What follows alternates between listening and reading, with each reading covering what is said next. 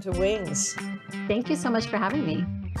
I love your personal story that you came from, public housing and poverty, abuse, and you became a serial entrepreneur, really helping people with money.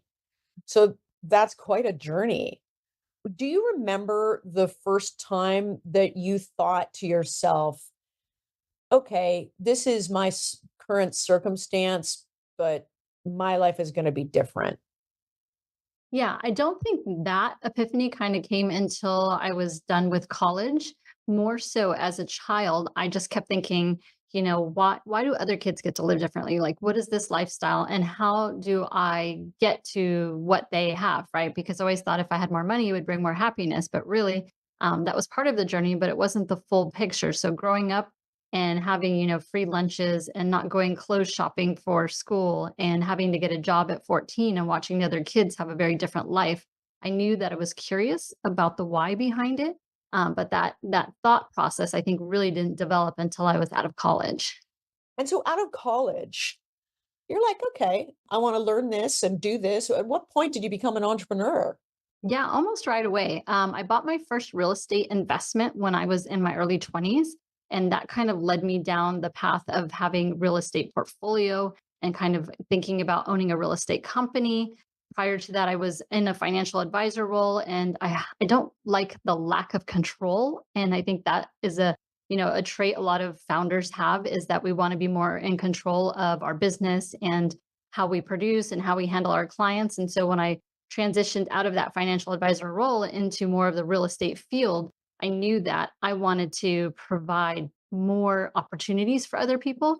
And I also want money so that I could teach other people about money. And early on in my career, for me, real estate just was a no brainer because people can create wealth and have money through real estate when they're taught properly. And so how did you get the money together for that first investment? It really came out of necessity. I wanted a home and I didn't know much about real estate investing. My first property I bought in a neighborhood where even Domino's Pizza would not deliver. But this was the early 2000s. So we were able to get a no money down loan through a first mortgage and a second mortgage. Not really the same opportunity today. So just doing my research and figuring out how can I obtain this asset with the least money out of pocket and finding out more about loans and opportunities and what kind of a budget would look like, and really just diving deep into studying money and figuring out what's the best way for me to start on this journey based on where I was at that moment. And asking a lot of questions. When I was a financial advisor, I had a couple of clients who were real estate agents, and I would see their commission checks. And I was like, okay, what are you doing? How are you doing this? Tell me more. And then they would start talking about real estate. And I've always been very curious and I love to ask a lot of questions. And I think that's also important when you're, going down this entrepreneur path, is the best way for you to learn is to surround yourself with other people who are doing things better than you. But don't be afraid to ask questions too, because most of them, myself included, are more than happy to answer your questions, to give back because we were once there. So we understand what that journey looks like. And the more that I can help other people, I feel like that just helps my career grow as well. Well, that's beautiful. So important. And especially for women. I think men in business have been doing this always. Do you know what I mean? They talk more easily about money. They share insights, deals. It's kind of like almost a casual conversation. But for women, it's a learning to do that, to feel confident enough to even ask the question. I think sometimes we think we have to know everything ourselves, and that's impossible. So it's really important to, as you learn, to be able to give back, but that curiosity is critical to entrepreneurship. The other thing that strikes me about you, like in your early 20s, so many women in their early 20s are wasting all kinds of money on beauty products, fashion, all these sorts of things instead of really focusing on building assets like right out of the gate. Like, how did you compare to your friends like at that time? Did they think you were weird or did you have other friends that were like you? Oh, no. They called me, like, librarian and nerd and, names like that, but When I talk about my childhood, I really do think it was an advantage for me because I didn't have that stuff when I was a kid. So I didn't really feel like I needed that stuff in my 20s or in my 30s, a little bit more now that I'm in my 40s. But just not having that access early on, it wasn't part of my life. It wasn't part of my lifestyles, just a pursuit. I want to get money. I want to have a different lifestyle. I want to be able to have food in my fridge. I want to be able to travel, take care of people around me, get back to my church. So that lack of money early on, I really do think was a huge advantage for me as I continued into this journey. It's such an important lesson because I think a lot of the things that we suffer through, we can think of ourselves as victims, like this was done to me, or you can reset that story and say, this was done for me. And it was done for me so I can help other people, which is basically your journey. Yeah, absolutely. I mean, in your childhood, a lot of what your environment is, you have absolutely no control over. And that obviously plays a big role in me today because I do feel like that is a huge factor of me having to control things. And I recognize that. And trust me, I've done years and years of therapy. I do, recommend that if you do have some traumatic and in your background that you do seek out help.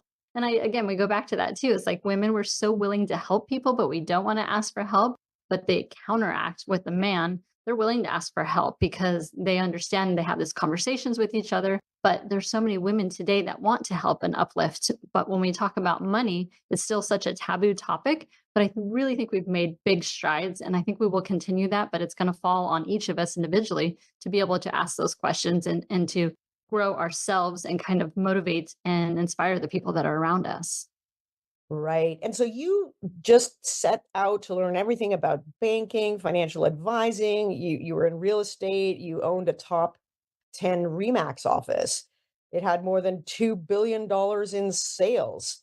You built and sold an insurance agency. It's an amazing journey. And your focus now is really on advising women. I mean, you have the Empower Her Money podcast. It's one of the fastest growing in entrepreneurship and finance.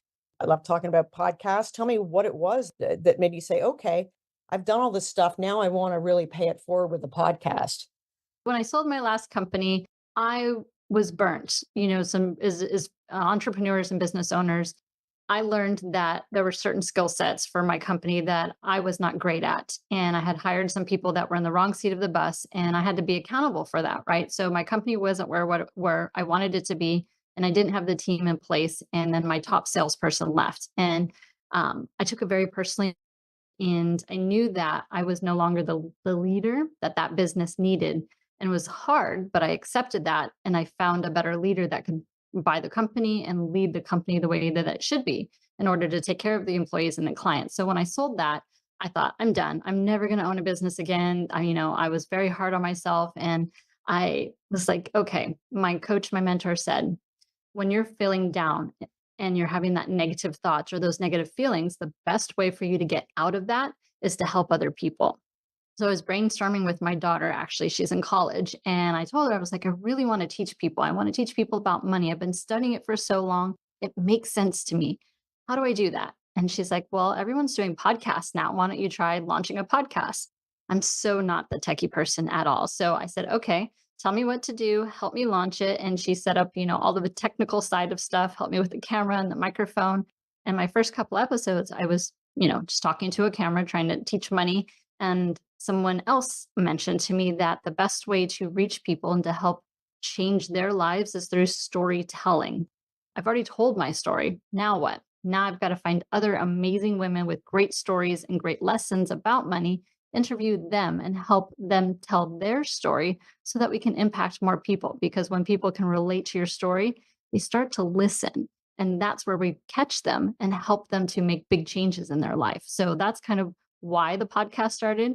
As you probably know, I love doing the podcast. I love sharing stories, and it's a free platform for everybody. And we can reach people all over the world and teach them through this free platform. There's so much education that has to be done for women about money. Just even like talking about it, feeling free to talk about it, understanding things like, oh my goodness, like a big epiphany for me was understanding like why, say, a 401k wasn't really all that great compared to, say, a whole life policy. Like, A life policy gets taxed at the beginning before it's huge.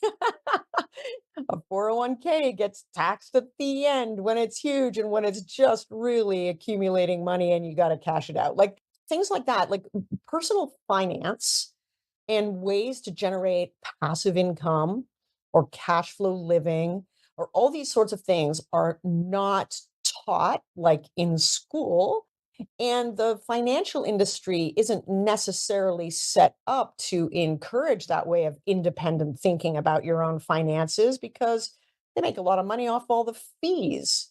So, tell me a little bit about your journey and some of the things that you advise people to really think about setting up, particularly for entrepreneurial women who put all their eggs, I know I'm guilty of this, into one basket, basically their company, which is an asset, but you're not really diversified. And so from the point of view of a female entrepreneur and ways of really making sure that your personal financial situation is set up right, what should female entrepreneurs be doing? Yeah, there's a lot of unpacking to do there. I am looking forward to the point in which we can break through the myths of, all the information that is just kept secret by the wealthy. Those things that we hear. There's so much information out there, and what happens is we get confused and then we don't take action. So my recommendation one is first thing is you've got to get your own financial house in order, right? Even if you're just starting out, knowing your income, your expenses, and how much money you have at the end of the day that you can start investing with and pick one lane. If you are a business owner, retirement is so important. But I love what you said because a lot of people think 401k is the way to go, right? But it's just because they don't have all the information. And when you know how the government works and how the taxes work, it's important for you to really have that full financial picture. So for me, I have several advisors. And so that's my way of helping myself diversify is because I'm going to pick someone in their own expertise of field so that they can explain to me what they can help me with on my financial journey. And I've got several of those that are in different fields because that's my way of diversifying is making sure I have an expert in each of those different fields. Primarily for me, it's real estate, tax lien investing. I do debt funds, which are a whole other avenue, and then a little bit in the stock market because that's going to be some of my long term planning. But first, understanding your own financial house. Two, making sure you have several mentors or coaches or advisors that are helping you plan out what you want to do. And I like to do little steps. I'm not necessarily thinking 60 years down the line, but what do I need today? What do I need in a year? And then we can go out 5, 10, 15 years from there. But when we break it down into smaller steps, then when we achieve that, especially when you've got like a coach and a financial advisor in your corner and you get to celebrate that together, and then you want to tell everybody about it, right? That's how we spread the information is by absorbing it first, learning it, doing it, and then changing the lives of the people around us. And when you see that impact with other people, for me, that's why I do what I do because I didn't know about money. I've taken the time to study it. I will study it forever. And the more information I know, the more information I can teach other people. And then watching them implement and change their lives too, it's just, I get chills just even like thinking about it. So let's pick apart some of these different areas where women can really start to think about growing their passive income. You mentioned when you got going in real estate, obviously it was a different time. Interest rates, were low. You could get loans more easily, all of that, like pre 2008 and even after, like before the interest rate rises of the last couple of years. Now it's pretty hard to get into. So or you need more money. I mean, presumably. What's the best way to get going in real estate? Like, say you might own your own house, but in terms of real estate for, cash flow living, like for investment, that kind of thing, what are some of the best baby step ways to start there? So over the past couple of years, because the interest rates have gone up and the banks definitely don't want to loan like they used to, I've been teaching more about tax lien investing. So I will break that down as easy as possible. But every home or every commercial property has to pay property taxes. And the state, the county, they depend on that money because they've got budgets. They need to pay teachers and police officers and pave roads. So they're expecting that income to come through. And if you own a home and you're not able to pay your property taxes here in Florida, you have a lien that's placed on your property. So it just means like an IOU, you owe taxes to the government, right? Well, the government still needs that money. So they're going to come to me as an investor and say, hey, I need you to fund this property tax. And in exchange, I'm going to pay you 18% interest rate. That's what the rate is in Florida. So it's a great way for you to start smaller into a real estate investing vehicle that's passive, and you know for certain what kind of interest rate you're going to get in the beginning. Now, each state varies, but I definitely encourage you to figure out what the laws are where you live and determine if this is going to be the right investment vehicle for you. I don't recommend going outside of where you live to start because you want to drive by. You want to make sure there's a house there or there's a building there, right? And then understand what the process looks like with taxing and investing. I mean, Iowa pays 24%, Chicago pays 36%. So there's still ways for you to get into the real estate space with less money, with certainty up front because they're paying you an interest rate. And it allows you to just to get to know real estate a little bit differently until hopefully we get back into a market someday where the interest rates are lower and you can go back to perhaps being a landlord. But you may not want to. I mean, I didn't enjoy being a landlord. So taxing and investing for me, I don't get a phone call on Christmas about a broken toilet. But you've got to figure out what kind of investor you are as well and what makes sense for you. And that's asking a lot of questions to experts that are all around you that are willing to help. And there are other ways too. Like I've noticed that there's some people who get together and pool their resources, almost like a syndicate investing in real estate. Like say if you want to buy up like several properties and kind of cash flow them, like hopefully you'd like to think that the rent that you're getting is bigger than the mortgage, but with interest rates, maybe that's not working as well at the moment. There's other people who go into real estate to flip properties, but then now you're competing against these massive companies, right? Who buy up all this stuff. You can't, it's not really a great level playing field, right? So this is why you're recommending that tax lien, that's the most advantageous at the moment. Syndications are great. I'm in several syndications. The biggest disadvantage with the syndication is we don't know when we're going to exit, which means you don't know when you're going to get your investment money back, right?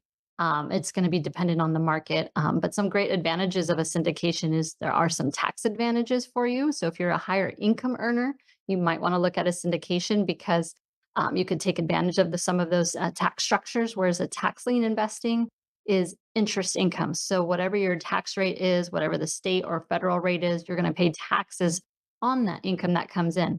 But it is passive. You're not going to have to, manage anything. Where the syndication piece, you're most likely going to be managing a little bit more of that, especially if you're in a smaller pool of people who put their money together as investors. That makes a lot of sense. Wings of Inspired Business is brought to you by the new podcast, Zero Limits Business Growth Secrets. Join me, together with Steve Little, serial entrepreneur, investor, and mergers and acquisitions maestro, as we explore the little-known 24 value drivers that spell the difference between having a $5 million business, a $50 million business, even a $500 million business. That's Zero Limits Business Growth Secrets. Produced by Podopolo Brand Studio at zerolimitsradio.com. That's zerolimitsradio.com. Zero spelt out ZERO limitsradio.com, and available wherever you get your podcasts. And we're back with Angela Duncan, serial entrepreneur in finance and real estate and host of the Empower Her Money podcast. What are some other things, like on the insurance side of things? What's kind of an interesting way to get into that now? Yeah, I don't do a lot of insurance. I know you mentioned whole life and IUL. They're great vehicles, and you can actually fund them and borrow against them to do your real estate investing, which could be a tax advantage for you as well. But I would definitely recommend getting with an insurance professional to understand what that strategy looks like and see if that's a right fit for you. One of the things that's really important to me as an entrepreneur, especially as a tech entrepreneur, where women are not getting their share of the venture capital, it's like remained at 2%. Hmm. And these are for women who qualify, like that could be highly scalable $1 billion plus companies. Okay. We get 2% of venture money. That hasn't changed in more than 2 decades. And so a lot of people in this space are thinking, well, how can we get more women investing in the startup world, in the venture world as say as limited partners in funds? How can we syndicate funds? How can we really do that? And one of the things that I've noticed is there's just very little in the way of education around it. So you have a lot of women with really high net wealth have no problems writing massive checks to charity but would shy away from writing a tinier check to, say, a startup company that's solving the same problem as the charity even better. And there's kind of like you have these conversations where they're like, "Oh, well, no, my husband does all that." And it's like, "What?" Yeah. So one of my big hobby horses is how can we educate more women to really invest in other women, like in the companies that are creating the companies that are creating jobs for people, the companies that are having a big impact, and such, because the returns can be really, really great. How do you what's your perspective on all of that?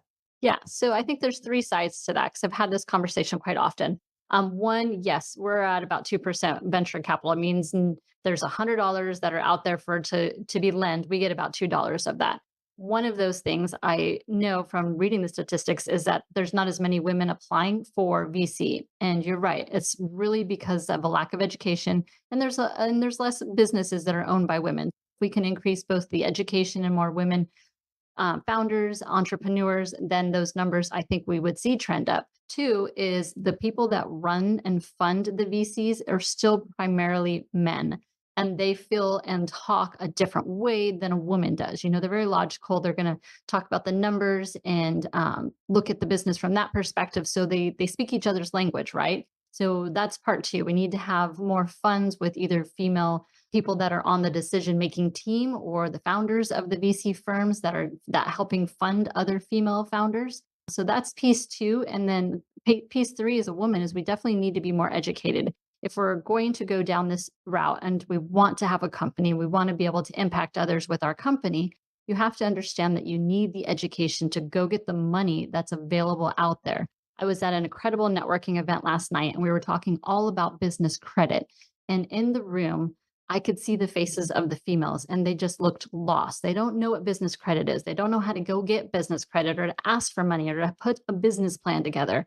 That information is out there, but it's just not so much readily available, I believe, for the women because there's less of us teaching it to each other. And because we kind of speak our own language, I truly believe like women, we are heart centered. And so when we want to pitch with, here's our company, here's the impact we're going to make. And the logical brain on the other side, which is the man, is not, is not jiving with us, is not connecting with us and not understanding what we're trying to pitch because their brain is just working differently than us. So I really think if we can get all three of those sides of the triangle to move, then you're going to create more capacity for the women to come in and get more of that VC funding, to get more of that business credit so that they can grow and expand their businesses. And then hopefully, I challenge you to turn around and teach other women exactly what you did so that we can help other women get to that point as well. Yeah, I mean, one of the things that's happening really in the venture space is that the female venture funds, of which there are more, they tend to raise less from the LPs, from the pension funds and the insurance companies and all of that. So they have the same struggle. A lot of them are getting higher returns than the male VCs because like the female founded companies tend to do better. They survive and they tend to use capital more effectively and they do better. So these female run VC firms are doing better, but their check sizes aren't big enough for the types of companies that women may run that are like setting out to disrupt a whole ecosystem, for instance, or like with a game changing technology. One of the things that's kind of interesting is how can all these smaller funds get together and like have a fund of funds or like syndicate or whatever, and then what is the education that really needs to happen to get women more confident about investing in things that they don't necessarily understand. Like my company's an AI and blockchain company. So when I talk to female investors, they're comfortable investing in beauty products or like fashion or like health, fem health tech, that kind of thing, right? Because it speaks to them personally. but they will say things like, I don't really understand AI, so I can't invest in it. And my response to that is, well, I go to the doctor and the doctor gives me advice, and I don't walk away and saying, hey, I need a medical degree before I can evaluate your advice. Whereas men will just say, hey, that's good. I'm investing in the team. You look like you know what you're doing. Go for it. Women feel they have to really understand a lot more than men to be able to invest. The education component, it's actually critical because women feel they need to understand things more than men do. Yeah, I think we're definitely more conservative from the gate, so that's why we take a little bit more time to make decisions. We want more information, we're more emotional about it, and we tend to be more conservative. And I think a big factor in what we forget about is it wasn't until what, like the 1980s, that women could get credit on their own for their businesses. So it's going to take a generation or two for people to forget what that feels like to not have access to it. If you don't have access to the funds, you're not going to ask for it. So we've got to get through at least a generation of women who didn't grow up in that environment, that were looking for funding at the time that they couldn't get without a man. So, and you add that into the conservativeness and the lack of education female to female, which I do believe you're right has definitely increased, and it will continue to increase. But I think we have to continue to go through these cycles and help each other and uplift each other and offer advice and help to each other and put it in platforms like your amazing podcast, right? So that you can get more information out there, for us to continue on on this educational journey. And it definitely has improved. So I'm excited about the future. I really am optimistic, thinking that we are going to continue to see this trend, and that 2% number in the next 5 years is probably going to get to 10% because there's a lot of women on the front lines that are very passionate about changing that statistic. Yeah, 100%. So how getting back to the female founder journey for the women and women like me, say, who have been on the serial entrepreneur journey, really with technology companies where everything goes to that company and then you get your money out at exit, and there's all kinds of mistakes you can make along the way where, like, if you don't plan your taxes right or your like the structure of the investment coming into your company or your documents or whatever, or you don't really know what's going on at the exit, you might have built this amazing asset, but you might end up with not your fair share. You exited your business, your insurance company. Tell me a little bit about what that was like. Did you feel like you had all your ducks in the row, right? To get the exit that you wanted? Or if you look back on it now, is there anything you would have done differently? Well, as far as running the company, there's some things I would have done differently. But as far as the financials and the books, I always, when I start a company, I'm the numbers person. So I'm setting up my numbers from day one. And that's something I encourage you as a business owner. Invest in either a bookkeeper or QuickBooks or something when you're starting on this journey, because you need to know what your numbers are. And the numbers are so important for you, especially when you're going to go to exit. My industry, I had quite a large insurance company, and not many people can just write a check for it, right? So I studied creative financing. And what creative financing means is I'm working with the person who's buying my company and figuring out how I can rev share forever. So we did less money up front and did more of a partnership. So they're going to run the company, but I still continue to get revenue from that company every month. And the reason why this is a really great partnership, one, it keeps me involved, right? Enough to refer people to the company. Or if a client needs to talk to me, then I'm more willing to help them because I'm still generating income from that asset. I'm not actively managing it, it's very passive income, but it became a win win because the person on the other side who bought it didn't have the funds, nor would the bank loan on this type of asset the way that we had set it up. So learning what your exit game might be someday, because you are going to exit, whether you pass away, give it to a child, or sell the company, there's always going to be an exit for that company. So you need to know that going into it. And if you set up your numbers from the beginning the right way, it's so much easier for you as a business owner, one, to know if you're profitable, right? To look at your numbers, to figure out how to grow. And if you're going to go get VC funding, they need to see all those numbers and they need to be correct and in place properly. Setting it up correctly from the beginning will just help you further down the line. And I've been through the headaches with other clients where they had to go back, redo their books, go through paperwork to figure out what was what. And that can be extremely stressful and it's going to take your time away from your business, growing your business. So why not just set it up from the beginning the correct way so that it's easy to manage going forward? Oh, this is so important. Like, know your numbers. I've seen companies, that I've mentored, they're like well into the eight figures and their books are just a mess. Like, it's like, Mm. wait, what? What? Because if you go to sell that business, anybody, you're just going to knock so many points off your valuation because any buyer is just going to seize on like one number that's wrong or whatever and question the whole thing.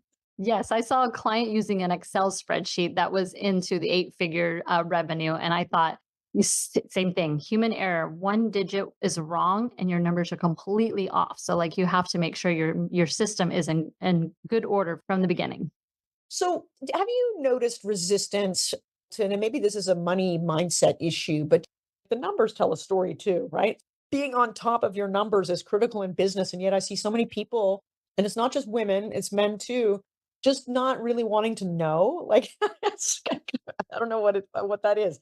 What's going on there? Why are people afraid of their numbers? Yeah, I think it comes back to, especially with women, they get into the business because I don't want to make money. I don't need to make a lot of money. I don't, I just want to help people. So they think the numbers are not important. But really, when you think about your numbers and, what you can do with those numbers, I can hire more employees, which changes lives. I can give back to my charity, which helps change lives. So even though your intention is to impact people and help other people, you can still do that by creating huge revenue for your company so that you can turn around and do that for other people. But when they get into the company thinking that they're not going to do it for the money, then they just forget to track the money because it doesn't seem important. But they've got to tie it to the emotion, to the why. Why are you doing this? Why are you running your company? What is it that's important to you? And understand that money fuels all of that. So you've got to know what your numbers are. Oh gosh, yeah, 100%. I mean, and this is maybe a mindset issue because if we think that money is a thing or a destination as opposed to really understanding what it really is, it's a tool. It's just a marker of the exchange of value between things. It's like an energy. It's not really like a thing. Do you know what I mean? Like when you're advising women, and let's get into the mindset issue here because so much of it is tied to those deep subconscious beliefs of what we think we're worth, right? And all of these sorts of things. I mean, is that like 80% of the issue, really, the mindset? And it'll come from your childhood. No matter what kind of upbringing you had, you've got that in the back of your mind always until you can recognize it and start to create habits and patterns that are going to change that mindset. If you came from poverty or maybe you came from a lot of money, I interviewed someone who came from a very wealthy environment, but people kept calling her wealthy. So she always associated wealth with bad and then would never allow herself to create wealth in her business. So you've got to understand what that mindset is and where it's coming from and recognize it. Oh god, there's so many different money stories that people have because like chances are when your beliefs about yourself are being formed in that like 0 to 7 years old, 8 years old or whatever, and you don't have a frontal lobe. So say you hear your parents arguing about money and you think money therefore is bad, or maybe your parents are very wealthy but they're not happy. And so you can equate, oh, money doesn't buy happiness. Like, I don't want money. Or you just don't really believe in your own value, right? Or you don't think you deserve it. Or if you have a hard time asking for things, at the beginning of the podcast, we were talking about how hard it is for women to ask for things and receive things, then it's hard to receive money. And you hit the point right there. So like the development of the brain doesn't come until 7, 8 years old, right? So could you imagine if, especially if you're a parent, imagine your 7-year-old kid trying to run your company. You would never allow that. So why are you allowing those old thoughts to run your company today, right? So you've got to change it, but recognizing what are the thought patterns that you have in your brain, what's holding you back, and then telling yourself that that's not my truth today. That's not what I think. That's not how I feel. That's not who I am today. And you're going to battle it. It's going to take time for you to change kind of those mindsets and habits. But when you kind of think about that, then it makes it a little bit easier for you to now, I'm going to be, acknowledging what those thoughts are and I can make changes in habits so that I am who I am today and where I want to go in the future.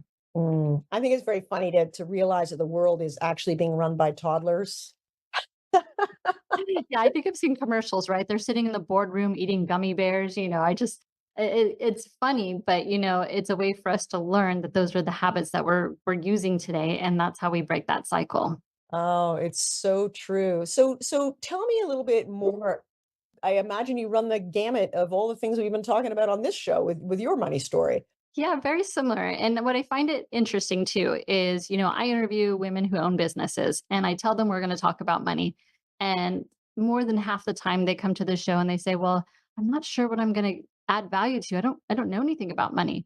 And then I challenge them, like, "What did you think when you started your company? What were your startup costs? What would you have done differently?" Like these are all money topics that you've learned and someone is where you were. And how do you tell them what to do differently that you've learned? So that they can, jumpstart their business a little bit quicker. So maybe they don't make some of those mistakes. But I'm always amazed at how women think that they don't know about money. It's just they do.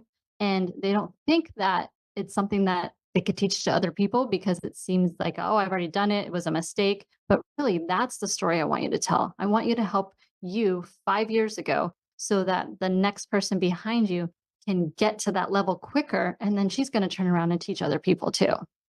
This is so important. I mean, this is the kernel of what makes entrepreneurs succeed actually is all those failures, and there are many, because you're creating something new, you know what I mean? Or doing something in a different way, and you're on your own personal learning journey as well. There are things you can't control. So invariably, there are going to be all kinds of failures, large, small, little micro failures, things you look back, like think, oh man, if only I'd known that, I would have done that differently. So the more that we can get all this information out there and share vulnerably, because it takes a little bit of vulnerability to share like where you really messed up. Like I look at Mhm. all my businesses and I think, oh man, I if only I had done that. Why did I not invest in Nvidia? For me, Bitcoin, which I still don't do any crypto at all. Right. And there's all these stories now that okay, it was like dead a couple of years ago, but now there's all these predictions it's going to be at $1 million. It's like, what? I know. Yeah. So, we're just really getting around like, AI, like which companies to invest in, how to, like and a lot of it I think is just where to start. And Mhm. if you're starting from a place where you don't have a lot of money, or in my case, all my money's tied up in my company, and so it's like when is the right time? So what you said much earlier in our, conversation is like you can start small. Yeah. So Yeah. when's the right time? Because I think we put a lot of blocks, like, ahead of it, like, "Okay, I'll be able to do that when."